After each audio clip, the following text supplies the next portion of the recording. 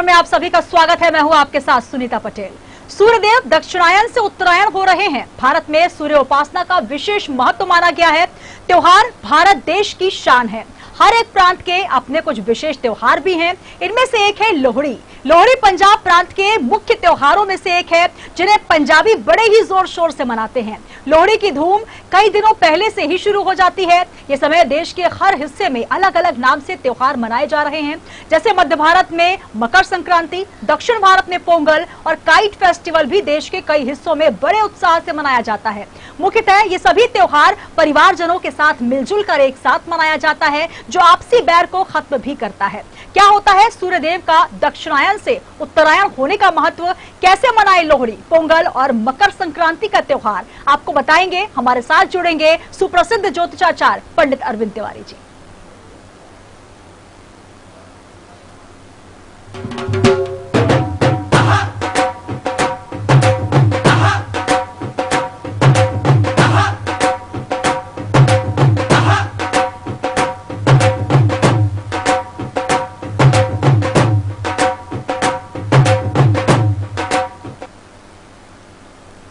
तो लोहड़ी त्योहार की धूम है और मकर संक्रांति, साथ ही काइट फेस्टिवल और पोंगल, तो हर तरफ त्योहार ही त्योहार है। आखिर दक्षिणायन और उत्तरायण का क्या होता है महत्व, मकर संक्रांति के दिन किस प्रकार से आराधना करें, साथ ही लोहड़ी कैसे मनाई जाती है और इसको लेकर हमारी हिंदू संस्कृति में किस प्रकार का महत्व माना गया है, ये तमाम जानकारी हमारे साथ साझा करने के लिए जुड़ चुके हैं सुप्रसिद्ध ज्योतिषाचार्य पंडित अरविंद तिवारी जी।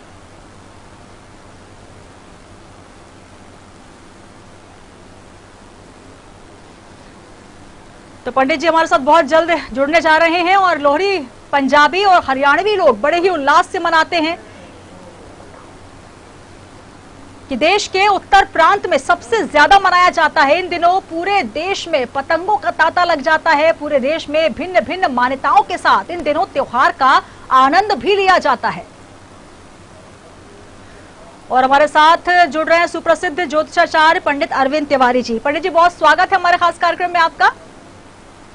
बहुत बहुत धन्यवाद सुनीता जी, और न्यूज वर्ल्ड चैनल के सभी दर्शकों को मेरा बहुत बहुत नमस्कार जी। पंडित जी जैसा कि हमारे देश की अगर हम बात करें, भारत देश में त्योहारों का विशेष महत्व माना जाता है और हर त्योहार अपने साथ उत्साह उमंग के साथ साथ संदेश भी लेकर आता है। आज की ही बात कर ली जाए, आज लोहड़ी मनाई जा रही है, पोंगल मनाया जा रहा है, काइट फेस्टिवल मनाया जाता है। किस तरीके से देखें भारत देश में जो त्योहार मनाए जाते हैं?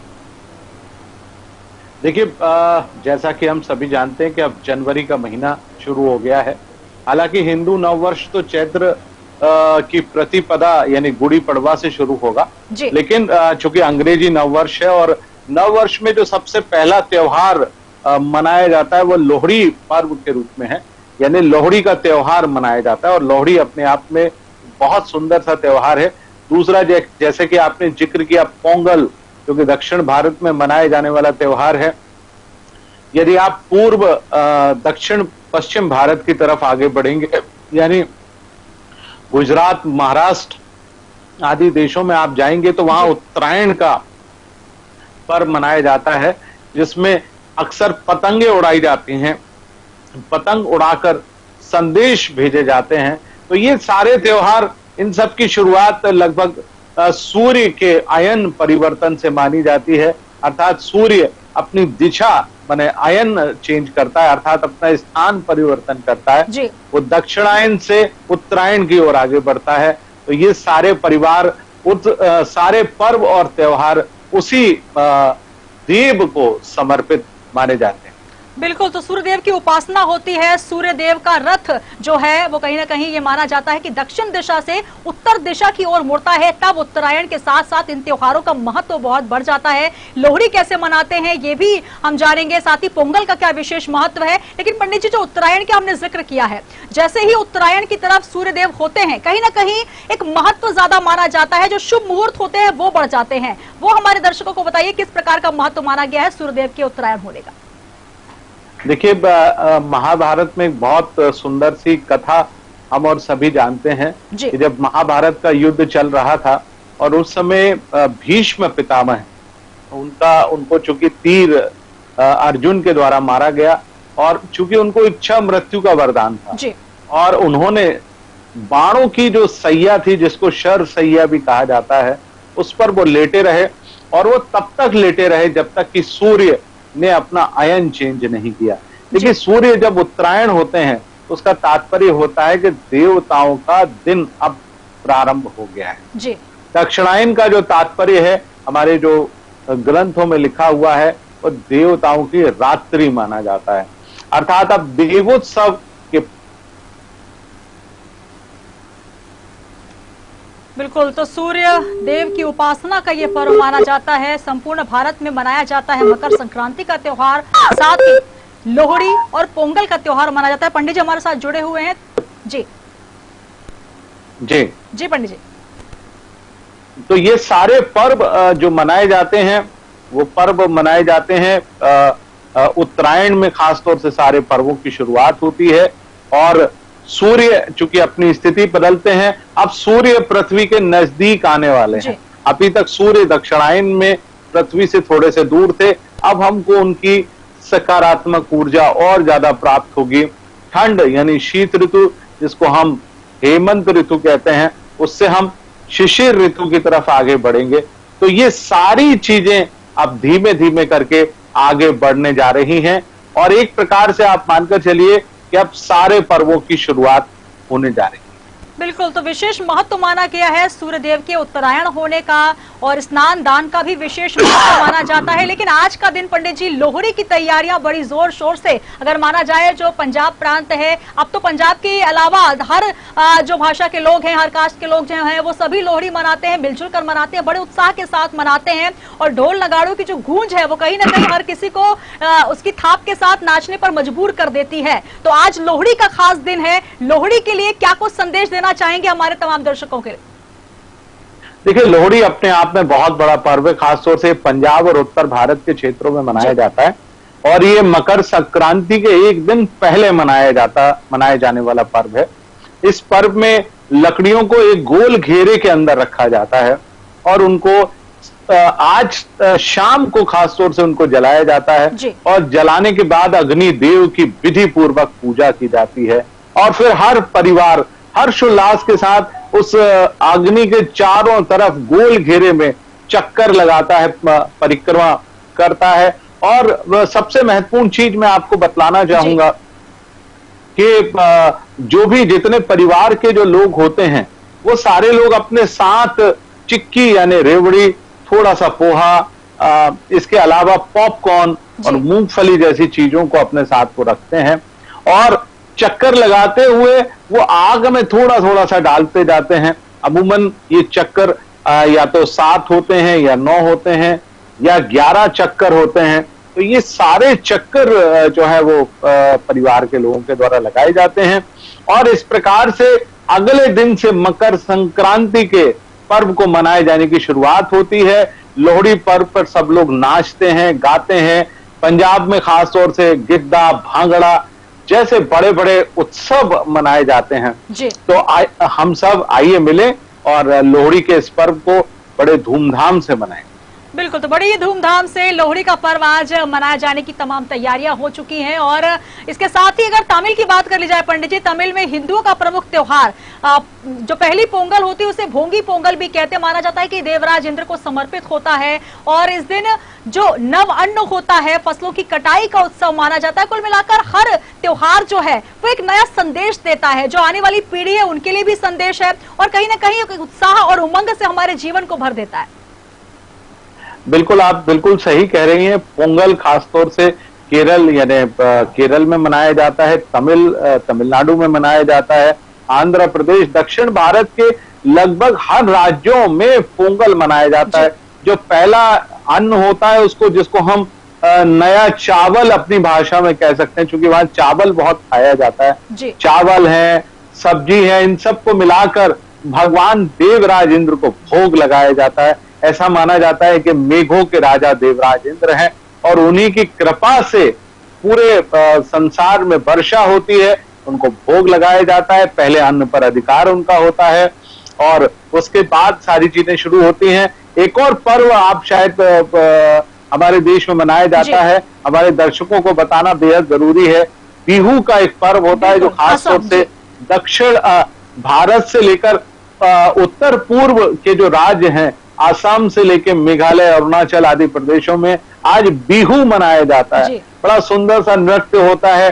बांसों के बीच, जो बांस होते हैं उनके बीच में महिलाएं आज नृत्य करती हैं। चावल के बहुत सुंदर सुंदर से पकवान बनाए जाते हैं और बड़ा सुंदर तरीके से उस त्योहार को मनाया जाता है। पारंपरिक वेशभूषा के साथ महिलाएं नृत्य करती हैं, गायन करती हैं और उस प्रकार से इस पर्व को मनाया जाता है। बिल्कुल, तो संस्कृति और परंपरा का मिला जुला अनोखा स्वरूप जो है वो देखने को मिलता है इन त्योहारों के माध्यम से।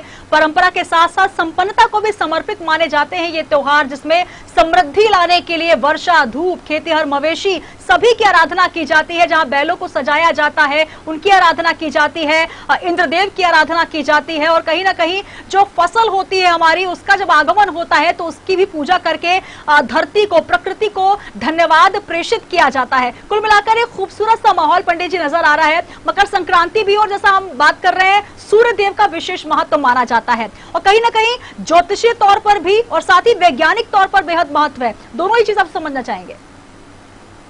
देखिए, मकर संक्रांति का जो पर्व है ये खासतौर से बड़ा महत्वपूर्ण पर्व माना जाता है। सबसे महत्वपूर्ण चीज जो इस पर्व की है कि सूर्य अपने बेटे की राशि यानी मकर राशि में जा रहे हैं। आप जानते हैं कि सूर्य जब तुला राशि में होते हैं यानी शुक्र की राशि में होते हैं तो नीच के होते हैं। जब वो मंगल की राशि में जाते हैं यानी मेष राशि में जाते हैं, जिस समय हमारे यहाँ चैत्र मास की जो मेष संक्रांति की जाती है उस समय सूर्य उच्च के होते हैं। लेकिन सूर्य 15 दिसंबर से 14 जनवरी तक धनु राशि यानी गुरु की राशि में रहते हैं। तो गुरु की राशि में रहने के कारण उनको एक मलिन अवस्था प्राप्त होती है। यही अवस्था जब वो मेष राशि में जाने से पहले मीन राशि में रहते हैं। तो कुल मिलाकर जब वो धनु संक्रांति और मीन संक्रांति में होते हैं तो बहुत मलिन होते हैं जी। तो जब वो मकर राशि में प्रवेश करते हैं, अपने बेटे की राशि में प्रवेश करते हैं, तो उनकी मलिनता एक प्रकार से दूर हो जाती है। तो आप जानते हैं और हम सभी समझते हैं कि मकर संक्रांति के दिन पवित्र नदी और सरोवरों में स्नान करने की परंपरा मानी गई है और उस दिन हम लोग खासतौर से तिल के तेल का उपटन अपने शरीर पर लगाकर स्नान करते हैं, जिससे सूर्य की जो 1 मास तक हमारे ऊपर मलिन किरणें पड़ रही हैं उनसे हमको मुक्ति प्राप्त। बिल्कुल। और पंडित जी, जो कई प्रांतों में हर जगह देखा जाता है काइट फेस्टिवल मनाया जाता है। इस पूरे दौरान जो पतंगे हैं वो लहराती हुई हवा में नजर आती हैं। कहीं ना कहीं संदेश ये भी है कि ऊंचाइयों पर उड़ने के लिए आपको किस तरीके से जो डोर है थामे रहना है। एक बहुत सुंदर संदेश। और उसके साथ साथ सूर्यदेव की जो हम बात कर रहे हैं, उस दिन लोग दिन भर धूप में रहते हैं, उसका भी एक महत्व माना जाता है, ज्योतिषी तौर पर भी, वैज्ञानिक तौर पर भी। और कहीं ना कहीं उल्लास उमंग के साथ सब मिलजुल कर पतंग उड़ाते भी नजर आते हैं। बिल्कुल, आपको मैं बताऊं, पतंगों का त्योहार खासतौर से मकर संक्रांति पर ही इसकी शुरुआत होती है और उसके पीछे का जो सबसे बड़ा संदेश ये था कि आज के दौर में तो हम मोबाइल से, व्हाट्सएप से, मैसेंजर से संदेश भेज देते हैं, लेकिन प्राचीन काल में संदेश भेजने का एक और माध्यम था, वो थी पतंगे। तो पतंगों पर हम पड़ोसी नगरों में, पड़ोसी देश में संदेश भेजा करते थे। सुंदर सुंदर से उस पर संदेश लिखते थे, सुंदर सुंदर सी चीजें उस पर बांध कर उड़ाकर छोड़ दिया करते थे। तो पतंग उड़ाने का पर्व उत्तरायण यानी मकर संक्रांति पर ही माना गया। और देखिए, उस समय आपने जैसी बात की धूप पर रहने वाली बात, हम जानते हैं कि सूर्य 1 महीने तक मलिन अवस्था में रहा और जैसे ही सूर्य मकर संक्रांति यानी मकर राशि में प्रवेश करता है तो उसकी किरणें स्वच्छ और धवल होती हैं और इन किरणों में विटामिन डी प्रचुर मात्रा में होता है। तो यदि आप पतंग उड़ा रहे हैं या आप भ्रमण कर रहे हैं नदी किनारे, तो आपको वहां की पवित्र वायु, जिसमें पवित्र ऑक्सीजन आपको मिल रही है, साथ साथ आपको विटामिन डी भी प्राप्त हो रहा है। तो ये सारी चीजें आपको उसके साथ प्राप्त हो रही हैं। तो ये अपने ज्योतिषी रूप में आपका सूर्य मजबूत होता है, विटामिन डी आपको मिल रहा है, तो कहीं ना कहीं शनि ग्रह आपकी कुंडली में मजबूत हो रहा है, रक्त मज्जा आपके मजबूत हो रहा है यानी मंगल ग्रह मजबूत हो रहा है, और साथ साथ आप जो है धरती से जुड़े हुए हैं, तो कहीं ना कहीं बुध ग्रह आपका मजबूत हो रहा है। तो ज्योतिषी रूप से ये सारे जितने भी पर्व हैं कहीं ना कहीं हमारे ग्रहों को बेहद मजबूत अवश्य करते हैं। बिल्कुल, तो ग्रहों को भी मजबूत करते हैं, रिश्तों को भी मजबूत करते हैं और कहीं ना कहीं ईश्वर के प्रति सम्मान और बुराइयों के अंत की भावना को भी दर्शाते हैं। जब लोहड़ी में अग्नि के इर्द गिर्द जब लोग पंजाबी नृत्य करते हुए नजर आते हैं, एक अलग उत्साह उनके चेहरे पर नजर आता है। हम असम के बिहू की, जैसा आपने जिक्र किया, बिहू में जब नृत्य करती हैं नन्ही नन्ही बालिकाएं, कहीं ना कहीं वो बांस का जो नृत्य होता है वो खुशी को जाहिर करता है। पोंगल में जब हम अपने जानवरों को सजाते हैं, मवेशियों को सजाते हैं, वो कहीं ना कहीं उनके प्रति कृतज्ञता व्यक्त करता है। तो कुल मिलाकर जो भारत का त्योहारों का जो एक कल्चर चला आ रहा है पंडित जी, आगे चलकर हमारी जो पीढ़ी है उनको भी ये संदेश देगा कि किस प्रकार से हम प्रकृति के प्रति समर्पित हो, हमारे जो ग्रह नक्षत्र हैं उनको किस तरीके से मजबूत करें। आज आपसे ये भी समझना चाहेंगे कि किस तरीके से आराधना आज करें, किस तरीके से पूजा अर्चना करें और क्या कुछ उपाय और होने चाहिए।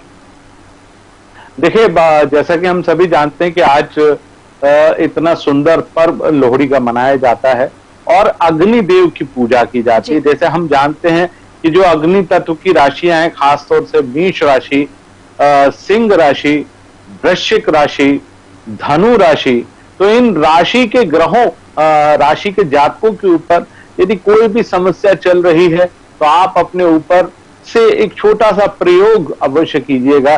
सभी राशि के जातक इस प्रयोग को कर सकते हैं।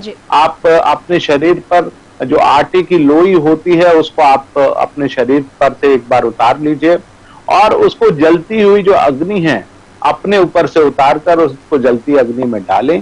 साथ साथ जिन लोगों के ऊपर, जिन राशि के शनि, राहु, केतु या मंगल जैसे अशुभ ग्रह बने हुए हैं तो उनको आज काले तिल जो है लोहड़ी की जो अग्नि है उसमें अवश्य डालना चाहिए। चक्कर लगाते हुए डालेंगे तो निसंदेह आपको शनि, राहु, केतु के अशुभ दशा से आपको मुक्ति अवश्य प्राप्त होगी। बिल्कुल, तो आज किस प्रकार से आप उपाय करें पंडित जी ये भी बता रहे हैं और तमाम राशि के जो जातक हैं वो ये उपाय जरूर करें और साथ ही मिलजुल कर त्योहार को मनाएं, क्योंकि त्योहारों की परंपरा जो हमारे देश में है वो कहीं ना कहीं एकजुटता का प्रतीक है। पंडित जी, और एक लंबा समय हमने पूरा नकारात्मकता का देखा है, जो कोरोना संक्रमण कर रहा है, मिलना जुलना दूभर था, लेकिन अब जिस तरीके से नववर्ष आया है, नई उमंग लेकर आया है और हम एक दूसरे से मिल पा रहे हैं और त्योहारों को मना पा रहे हैं, कहीं ना कहीं ये हमारे लिए एक बड़ी खुशखबरी भी है और लगातार जो संकेत मिल रहे हैं वो इस नव वर्ष में कुछ नए और अच्छे नजर आ रहे हैं।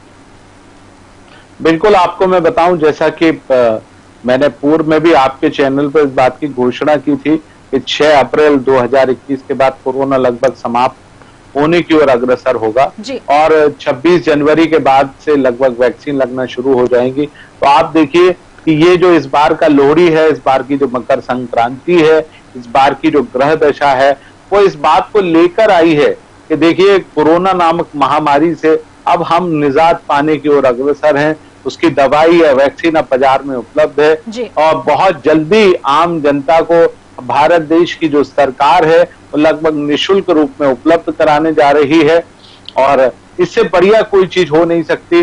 सभी लोग बहुत आसानी से घूम फिर पाएंगे। जो व्यापारी वर्ग है जो बहुत परेशान था वो अपने व्यापार को कर पाएगा। जो नौकरी पेशा लोग हैं बहुत तकलीफ में अपने घर से निकलते थे, उन सभी की तकलीफें ईश्वर अब दूर करने जा रहा है। तो ये बहुत शुभ शुरुआत है और आप देखिए कि ग्रहों की जो स्थिति है जो आज बन रही है, खासतौर से लोहड़ी और मकर संक्रांति के दिन, ये बड़ा दुर्लभ ग्रह संयोग होता है जब आप देखेंगे कि मकर राशि में न केवल सूर्य विराजमान है अपितु चंद्र विराजमान है, वहीं पर बुध ग्रह विराजमान है, वहीं पर गुरु ग्रह विराजमान है, वहीं पर शनि ग्रह विराजमान है। एक प्रकार से पंचग्रही योग बन रहा है और ये पंचग्रही योग न केवल हमारे देश के लिए अपितु इस महा जो विनाशकारी बीमारी है उसके विनाश के लिए भी ये योग बन रहा है। तो ये योग अपने आप में बहुत ही शुभ माना जा सकता है। बिल्कुल, तो शुभ योग के साथ यही कामना हमारी भी है कि हमारे तमाम दर्शकों के जीवन में भी शुभता आए, मंगलकारी हो ये तमाम त्योहार। पंडित जी बहुत शुक्रिया, बहुत अच्छी जानकारी भी आपने दी और बहुत अच्छे उपाय भी साझा किए, धन्यवाद आपका।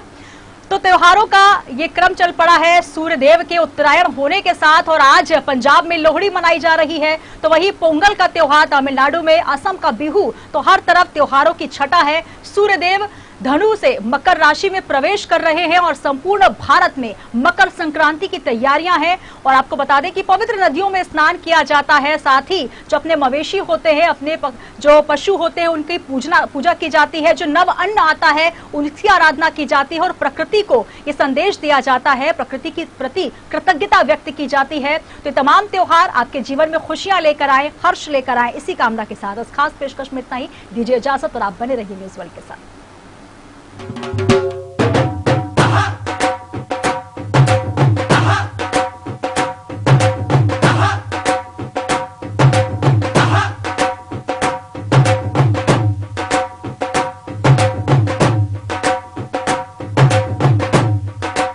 कार्यक्रम के प्रायोजक